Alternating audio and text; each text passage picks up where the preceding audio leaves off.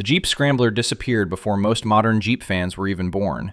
But now, Jeep has officially brought back the Wrangler Scrambler SRT, and this thing is nothing like the old cult classic. We're talking removable roof panels, possible HEMI V8 power, and a combination of performance and open-air freedom no other truck in America currently offers. So first, let me take you back to the original CJ8 Scrambler. The CJ8 Scrambler rolled out of the Toledo assembly plant on March 25, 1981. Basically, somebody at AMC took a regular CJ7 and stretched it longer to bolt on a tiny pickup bed. The wheelbase grew to 103.5 inches, up from the CJ7's 93. The starting price back then was $7,288, which made it one of the cheapest pickup trucks on the American market. And over the full 5-year run, AMC only ever built 27,792 units total, spread across 1981 through 1986. But the production numbers tell you almost nothing about this truck's real reputation. The Scrambler turned into a cult truck almost the second it landed on dealer lots. It got sold around the world as the CJ8 Overlander, including down in Australia and Venezuela. The Alaskan Postal Service ordered a special run of 230 right-hand drive automatic scramblers with full steel tops, just to deliver mail across frozen tundra. So why did AMC kill it after only 5 model years? Because by 1986, the company was prepping the modern Jeep Wrangler, and management decided one open-top Jeep was already plenty. The Scrambler vanished for good. And for the next 4 decades, every time Jeep teased a new pickup, the fan base kept asking the same question: where's the real Scrambler we actually wanted? Today, a clean 1983 model in 5-speed trim has sold on Bring a Trailer for $81,500, per a documented sale on headlights.com. But the Reagan angle is the part most Scrambler stories skip. In 1983, Nancy Reagan gave President Ronald Reagan a slate blue Jeep CJ8 Scrambler Renegade as a personal gift. He drove that truck constantly at Rancho del Cielo, his 688-acre California ranch above Santa Barbara. The rear benchboards had Rancho del Cielo carved straight into the wood. And in 1987, Reagan personally drove Soviet leader Mikhail Gorbachev around the property in that same Scrambler, during a private summit moment that almost never gets mentioned in the history books. Per the Young America's Foundation, which runs the Reagan Ranch Center in Santa Barbara today, that original Scrambler is preserved with just 18,124 miles showing on the odometer. There's even a White House photo dated April 4, 1983, of Reagan posing next to his Scrambler, archived inside the U.S. National Archives. That single truck is probably the most famous CJ8 anywhere, which is exactly why the nameplate always carried way more weight than the production numbers ever suggested. Now jump forward to the Jeep Gladiator launch in 2020. The Gladiator was supposed to be the modern Scrambler in every way, except for the actual name on the tailgate. Jeep launched it for the 2020 model year as a 4-door Wrangler with a real pickup bed bolted on. And for the first 2 years, it actually worked. The Gladiator hit 89,712 units sold in 2021 alone. But then everything started falling apart fast.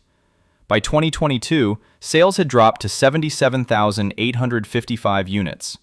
The next year, only 55,188 Gladiators found buyers. And by 2024, that number tanked to 42,125 units total. That's a 53% collapse in 3 years flat. The reason behind the freefall wasn't a mystery. Auto Forecast Solutions Vice President Sam Fiorani told Mopar Insiders in October 2024, quote, "The Gladiator is past its peak. It struggles to maintain a built-in customer base like the Wrangler," end quote. Auto Trader editor Brian Moody put it even more bluntly to CarScoops a month later. He compared the Gladiator straight to the PT Cruiser and the new Beetle, where the original superfans get it, then the regular shopper looks at the price tag and walks away. On November 6, 2024, Stellantis announced it would cut roughly 1,100 jobs at the Toledo Assembly Complex South plant, the exact factory that builds the Gladiator. UAW Local 12 President Bruce Baumhauer told the Detroit News, quote, "It's not selling," end quote. The Gladiator era was basically over. However, that's when Carlos Tavares got kicked out of Stellantis. On December 1, 2024, Stellantis CEO Carlos Tavares resigned out of nowhere after the board moved to terminate his contract. Per CNBC's reporting that same day, Stellantis stock was already down 43% for the year before his exit even happened. Net profit had collapsed by 70%. Stellantis' official full-year 2024 results, published February 26, 2025, confirmed that net revenues fell 17% to 156.9 billion euros year over year. The Toledo layoffs that had just been announced weeks earlier, Stellantis quietly canceled them in late December 2024, right after Tavares left. Nobody got placed on indefinite layoff on January 5th, like the original plan said, because the company already knew it had a way bigger problem than just the Gladiator. The whole American truck and SUV strategy needed to be rebuilt from scratch. So in walked Antonio Filosa as the new Stellantis CEO. On May 28, 2025, the Stellantis board named 51-year-old Antonio Filosa as the new chief executive. He officially took over on June 23, 2025. Filosa had already been the CEO of Jeep from 2023 to 2025, and before that, he ran Stellantis operations across the entire Americas. So when he stepped into the top job, he already knew exactly what Jeep and Ram both needed to do. His very first major move was bringing back Tim Kuniskis from a 7-month retirement. Kuniskis is the executive who designed the original Hellcat strategy at Dodge back in the 2012 era, and inside Stellantis, they literally call him the father of the Hellcats. Filosa also named Bob Broderdorf as the new Jeep brand CEO on February 3, 2025, and Broderdorf grew Jeep's U.S. market share by 16% in his first 3 months on the job alone. But then, the HEMI V8 came roaring back from the dead. This part is where the entire story flips upside down. On June 5, 2025, Stellantis announced that the 5.7-liter HEMI V8 would return as a $1,200 option on the 2026 Ram 1500. Kuniskis' exact quote in the press release was, quote, "Everyone makes mistakes, but how you handle them defines you. Ram screwed up when we dropped the HEMI. We own it, and we fixed it." End quote.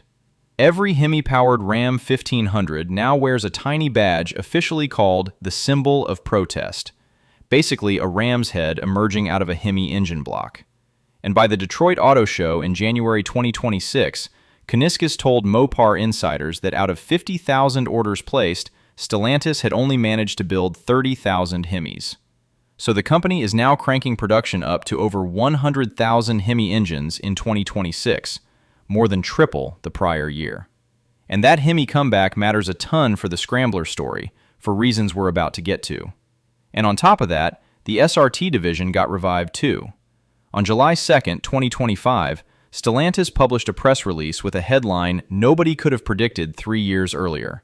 Quote, "Tim Kuniskis appointed to lead Stellantis American brands and North America marketing and retail strategy. Company revives iconic SRT performance division." End quote. Kuniskis' own quote inside that release was even better than the headline. Quote, "We're getting the band back together. SRT is another box we needed to check as we head into a product launch cadence enabling more performance than we've ever seen before." End quote. Up until that announcement, the only SRT vehicle Stellantis was still building was a limited-run Dodge Durango SRT Hellcat. Now suddenly, there were 8 new SRT models loaded into the product pipeline, which finally brings everything around to May 21, 2026, and what got revealed inside that secret design dome. If you're enjoying this breakdown of how the Scrambler clawed its way back from the dead, hit subscribe right now. And if you own a Jeep and actually want it to last, that's exactly why I made the 500,000-mile Jeep Blueprint. It covers the maintenance mistakes most owners never learn until it's too late. If you want to check it out, the link's down in the description below. Now this is what Jeep actually showed off at the Wrangler Scrambler SRT reveal. On the morning of May 21, 2026, Stellantis officially unveiled its Fastlane 2030 strategic plan from Amsterdam, then walked journalists through the Auburn Hills Design Dome that afternoon. The plan committed 60 billion euros, roughly 70 billion US dollars, across more than 60 new vehicles and 50 refreshes over 5 years. For North America alone, that breaks down to 11 new nameplates, 12 refreshes, and 8 new SRT performance variants. and the Scrambler was the showstopper of the reveal. According to Joel Feder of The Drive, who was personally inside the design dome that day, the vehicle is, quote, a two-door Gladiator-based pickup truck, end quote. There are 4 seats packed inside. The doors are slightly longer for easier rear access. There's a side step built into the body to help passengers climb into that back row. And the rear hardtop is fully removable, just like an old 1980s K5 Chevy Blazer roof pops straight off the body. The front roof uses Wrangler Freedom panels, the same removable composite panels from the regular Wrangler. And the unique part nobody saw coming? The second row of seats can be physically rotated so passengers face backward, jump seat style. The front suspension is independent, which is a huge break from every Wrangler platform vehicle built since 1987. Kuniskis also told Feder that Jeep is, quote, trying, end quote, to fit independent rear suspension into the production version. The whole front end has what the Drive called a shark nose design, with squared headlights and a mail slot intake carved into the hood. But the biggest mystery is the Scrambler SRT engine. Stellantis hasn't confirmed which engine the SRT version will actually get, so everything you read online right now about a Hellcat-powered Scrambler is just pure speculation. However, Kuniskis did confirm on May 21st that the standard Gladiator is finally getting the 6.4-liter HEMI V8, the same engine that lives in the Wrangler Rubicon 392. That HEMI cranks out 470 horsepower at 6,000 RPM, plus 470 pound-feet of torque at 4,300 RPM, matched to an 8-speed ZF automatic transmission. It does 0 to 60 in 4.5 seconds. Road & Track's Zach Palmer, who was inside the reveal in person, wrote that the 392 V8 is, quote, the obvious candidate, end quote, for the SRT version. The discontinued Jeep Grand Cherokee Trackhawk used to make 707 horsepower from the Hellcat-derived 6.2 supercharged V8, but no named source has put that bigger engine into the Scrambler yet. The smart money is firmly on the 392 HEMI. Now compare the Scrambler against everything else out there. Right now, no production truck in America combines a removable hardtop with a V8 engine. The Ford Bronco Raptor has an open top, but only a 418 horsepower V6. The Ford Ranger Raptor offers 405 horses from its twin-turbo 6. The Toyota Tacoma TRD Pro tops out at 326 horsepower from a hybrid 4-cylinder. Even the Chevrolet Colorado ZR2 and the GMC Canyon AT4X both cap at 310 horses from a Turbo 4. The closest comparison anywhere is the Ford F-150 Raptor R, which makes 720 horsepower but configures out to $113,725, including the destination charge. The discontinued Ram 1500 TRX started at $95,490 before destination in 2024, with the final edition pushing $117,625. But both of those are massive full-size trucks. The Scrambler will be a midsize, body-on-frame, open-top pickup with a real V8 underneath. That combination simply does not exist anywhere else in the entire American truck market. However, there's still a ton we don't know about the Scrambler. Stellantis hasn't announced any pricing yet. Production location is unconfirmed, though the Toledo Assembly Complex is the obvious candidate, since it already builds the Wrangler and Gladiator side by side. The on-sale date is targeted for 2030, but the official Fastlane 2030 press release packed in standard forward-looking statements warning that actual results could end up different from the plan. Joel Feder himself hedged the date by writing, quote, if Stellantis pulls off this grandiose plan, end quote, before the timeline can be trusted. There's real skepticism floating around the Jeep enthusiast world too. David Tracy of The Autopian, who also attended the reveal, asked the question everybody's been thinking. Quote, will Jeep desecrate the Scrambler name like it did the Gladiator and append that badge to a 4-door? End quote. So even the people standing in the room aren't fully sold this stays a pure 2-door pickup. Which brings the whole story back around to the Reagan Scrambler. That same slate blue 1983 CJ8 Renegade is still parked at the Reagan Ranch Center today, with Rancho del Cielo carved into the rear bench boards, just 18,000 miles on the original odometer, sitting near the exact spot where Reagan and Gorbachev once stood. For 4 full decades, the Scrambler nameplate was a footnote that nobody at AMC, Chrysler, FCA, or Stellantis ever wanted to revive. Now it's suddenly the centerpiece of a $70 billion corporate turnaround, with an SRT badge stamped on top and a HEMI V8 likely sitting underneath. Whether Stellantis actually ships the Scrambler on time by 2030 is a separate question. But the Scrambler is officially back from the dead, and the man holding the keys built the Hellcat. That alone is worth paying very close attention to. If this breakdown gave you the full story behind the Wrangler Scrambler SRT, hit subscribe right now. This channel covers the biggest Jeep launches, hidden details, and industry shakeups with real sources and zero fake rumors. Thanks for watching, and click the video on screen if you want to see more Jeep content. See you there!